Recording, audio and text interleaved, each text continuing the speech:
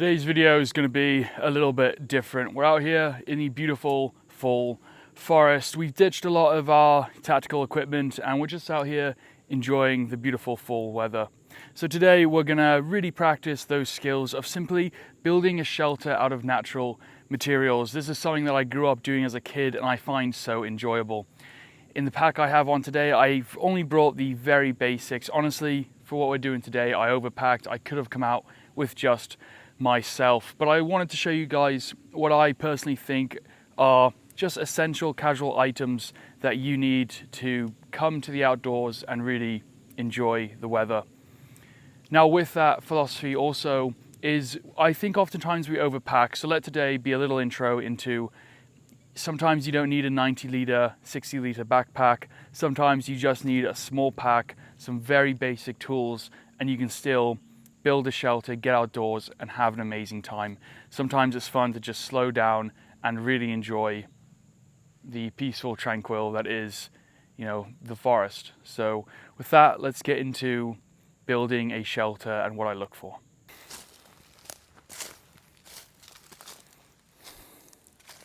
So this seems like a pretty decent spot. What I'm looking for is a wide open area, about 10 to 15 feet, and nice and flat. I'm looking for almost a sort of watershed to build this shelter. Now today we're going to be using purely natural materials. After all, tents, tarps, bashers, they take up a lot of room and weight in our shelter. So if we can practice those skills to build a natural shelter, it's going to really, drastically reduce the weight. A good natural shelter will keep you warm and out of the elements. Therefore, negating the point to carry even a tent, a tarp, and a sleeping bag, and that is a huge amount of weight and space. So I've got my wide open area. We're going to be using dead wood and natural leaves for this shelter, which are great for water shedding and a good insulator. We're going to get a cup of tea on brewing, so I'm going to build a very natural open-end shelter to enjoy the outdoors. So with that, let's start by first of all clearing an area and measuring out the length of my body for the size of the shelter. So the first thing I'm going to be doing is finding out the length of the shelter. I want it on the high ground, which is right here. I like to put my pack on one end of the shelter and I'm simply going to lay down. I want my pack touching the top. I make a mark with my boot, and then this is the size of our natural shelter right here. And it's important that you measure this out because oftentimes we're not very good at eyeballing what space we actually need. I know that from the top of my pack, I've got my sleeping area and that's the size of the shelter.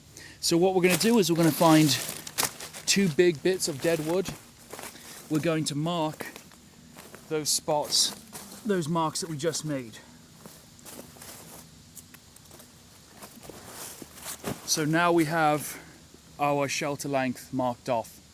The next step is we are going to get logs down for a bed, and the type of shelter we're going to be making today is going to be essentially an open, almost emulating an A-frame.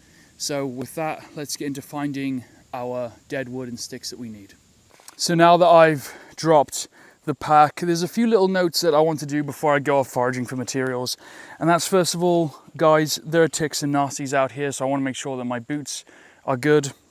I'm actually going to tuck in my shirt now that I've stopped hiking. And I want a good pair of thick gloves just to, again, protect myself from any, nasty vegetation or little critters that might be in the woods. So with that, the first thing we're going to do is we're going to find long dead wood sticks, and we're going to create almost an A-frame. So I'm going to have 2 interlocking and then 2 coming back, and we're essentially building off of that, and we could have 2 slight front ridge supports as well. And what we're going to be doing is building off of that. We can also use rocks on the ends to help cause tension on those sticks if we're using something like live wood. I have some basic tools with me, but again, the idea of this is we're collecting dead wood, so a basic knife and a saw is all you're going to need.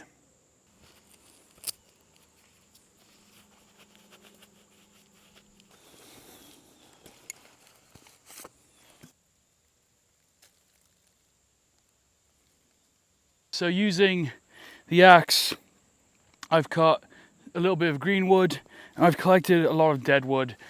We're looking for sticks about the size of your fingers to the size of an axe handle. Again, the length that we measured, so around about 7-8 feet, with a little bit more to spare. I'm using the fresh wood because it has spring in it. What we're going to do is we're going to put it both sides, spring it together, and under its own tension it's going to stay in place. And then on the back we're going to use the dead wood to reinforce it, and then using all of those extra little bit of dead wood we're going to create a shelter. So let's go ahead and do that now. You can see that some of these twigs have forks in them, and I've left that on purpose. That's going to help us build this shelter. So I'm going to get my long bit. The first thing we're going to do is create an arch. I like to stick this in the ground with the axe point. It's very easy to do. We point it, the ends, and we put our rock over.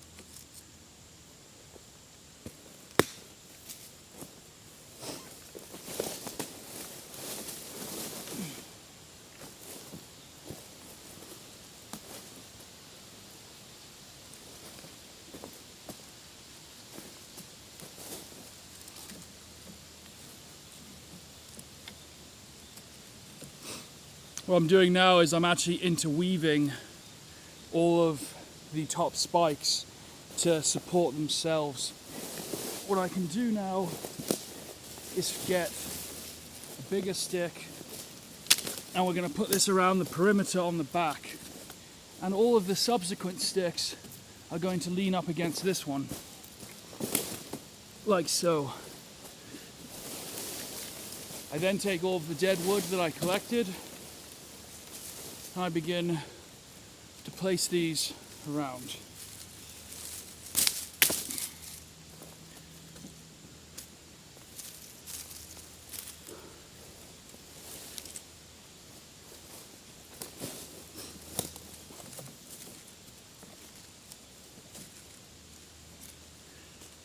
With the direction of the sticks, you always want the base to be at the bottom. That means that the thinner part of the stick is on the top, thus creating less risk of higher weight up top.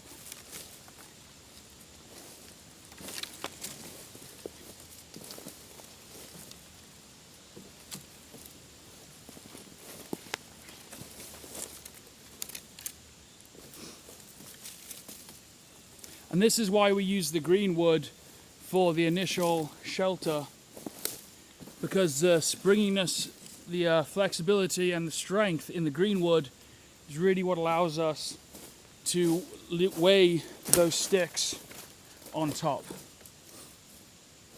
You can see that's holding up very nicely.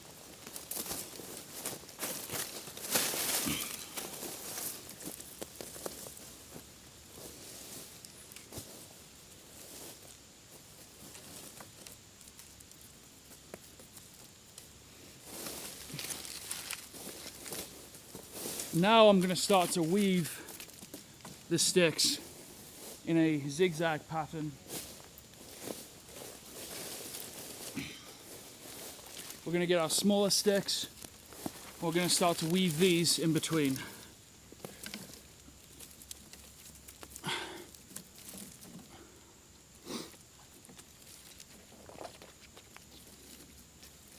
I often like to say, when it comes to making a shelter, trust your instincts. You know, we did this for millions of years, and if it looks right, if it feels right, it'll be sure to look after you.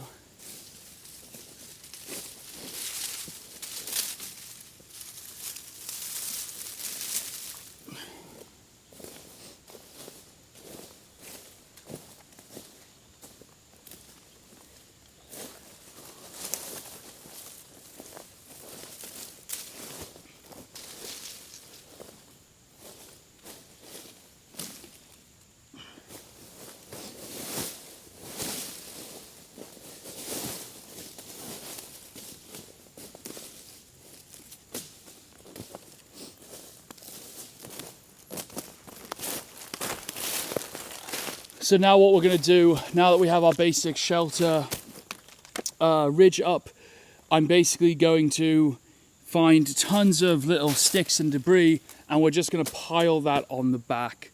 I'm also going to get another bit of green wood and just place them out here a little bit more to give this a little bit more support, but this is supporting itself quite nicely. So let's go ahead and do that.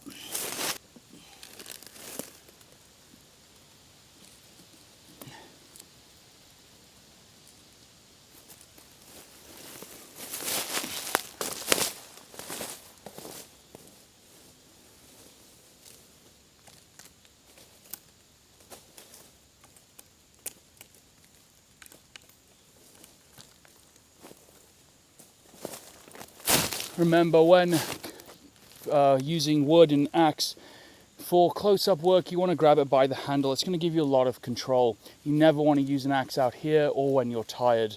You also want to make sure when you're using an axe, you have the work very firm, and I highly recommend finding a dead fallen tree to work up against. When working with our sticks, we're going to leave these splits. I like to leave anywhere from 7 to 8 inches, and that allows me room to work. The truth is about an axe, guys, the sharper the axe is, the safer it is. A blunt axe can be very dangerous. I always find that the key to working in nature is to let nature guide you. And I know that sounds cheesy, but don't fight it. Don't fight getting everything perfect. Don't fight trying to find the perfect stick. Just let nature talk to you. She's giving you what's available, and let it work.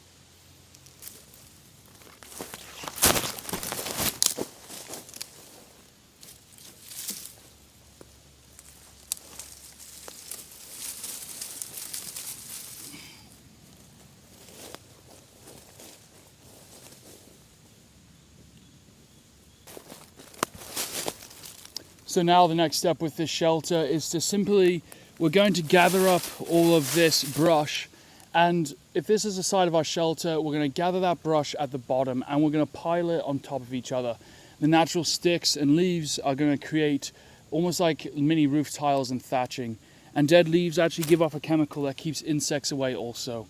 So we're going to start with the back, and we're just going to start building up those layers to create our shelter.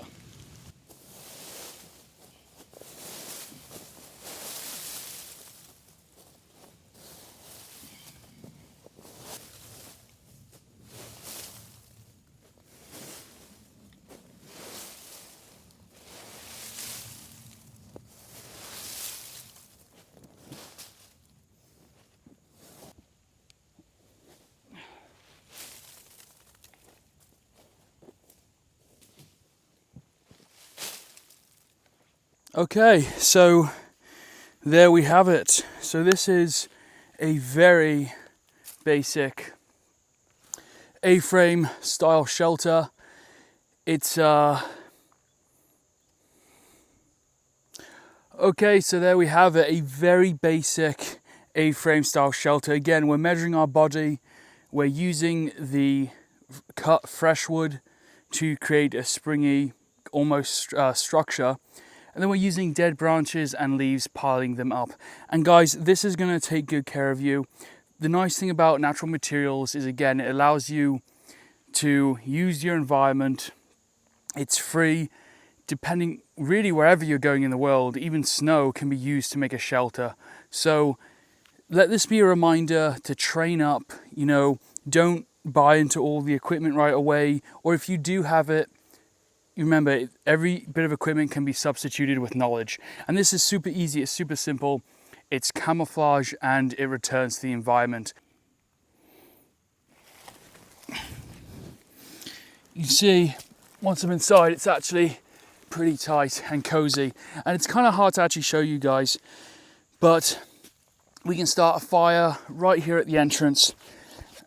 We can put it into a pit, or you can see we're actually on high ground, and that the terrain actually comes down, so we could build a fire there too. We could also build a wooden barrier in front of me to try to radiate that heat back. But if we were to put some leaves down, a wool blanket, or even just a simple roll mat or folding mat, it's a very good way to insulate your body from the ground. And those leaves do a great job of insulation, so staying warm isn't a problem. So it really is amazing how building a shelter this simple can really give you a sense of home. What you can do is we can actually scale this up, and we can create a similar shelter with a gap in the middle to create a fire for 4, 6 and even 8 people when you work as a team. Using the environment around you guys, I cannot stress enough today, and that's really the big takeaway from today's video, is use your environment and what's available to you.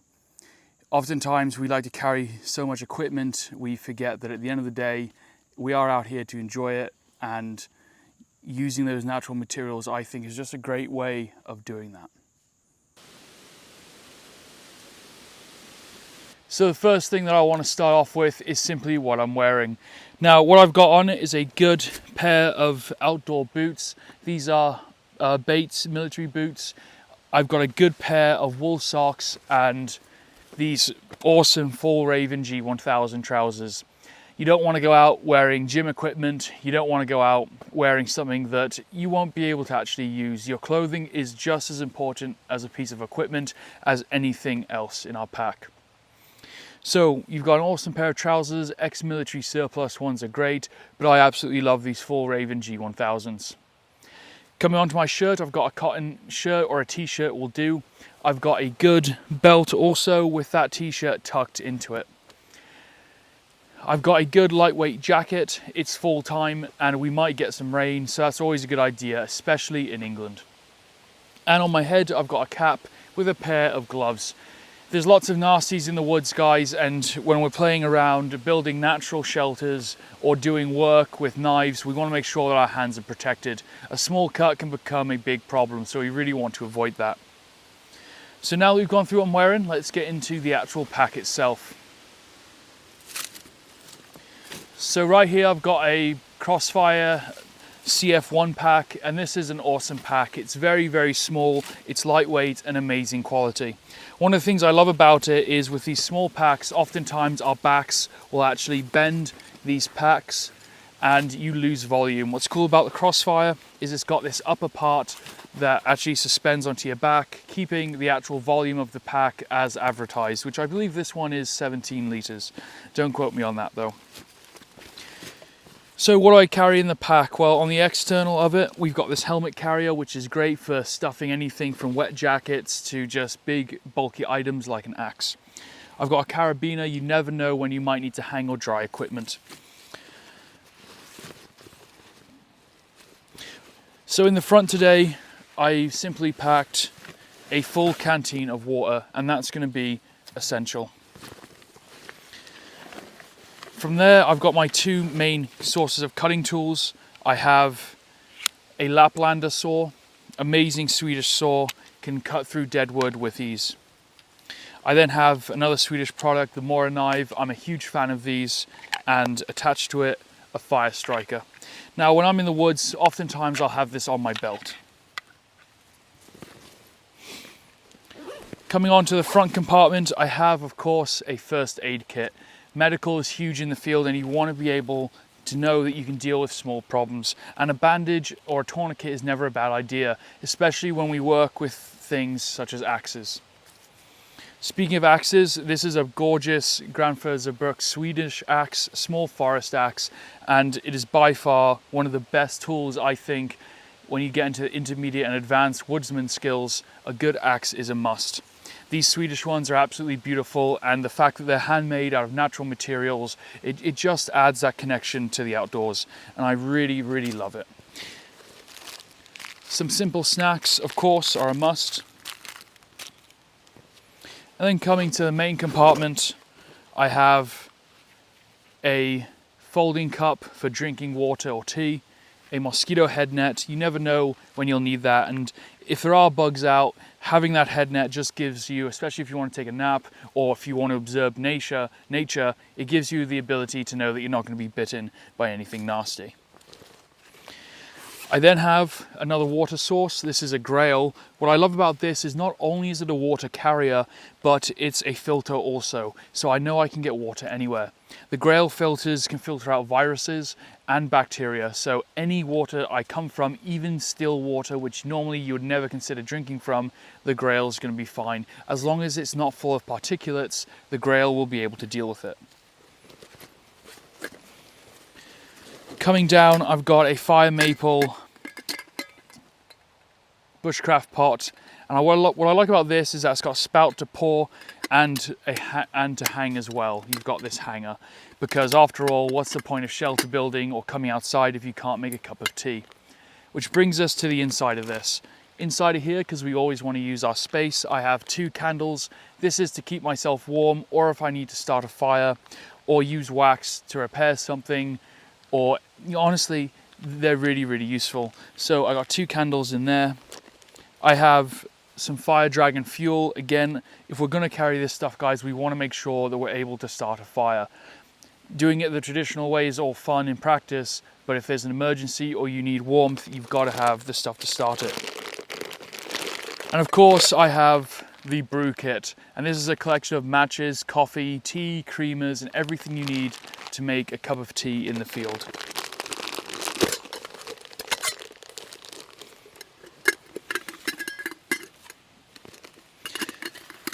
Finally, inside the pack, I have a warming layer. This is a military waffle top, and either for myself or somebody else, or even a pillow, it's just a fantastic bit of kit. And then right at the bottom, I've got a trash bag. Guys, clean up after yourselves, make sure that you're nice and clean. It really helps. Inside the Crossfire pack, we also have a water bladder container, and that's really good for your rubbish also. So with that, these are all the things that I carry in my pack when I'm looking to do a day outside and just enjoy the outdoors.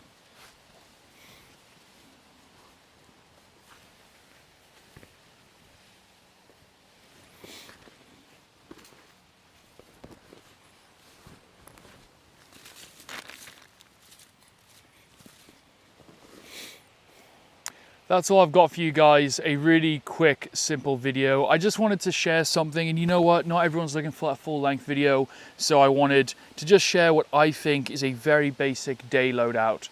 So with that, guys, let me know what you think and what you carry in your day packs outdoors, or maybe items or bits and bobs that you think are absolutely essential. Of course, to this we can add a map and compass, which I do have on me, on my person, along with my keys and wallet.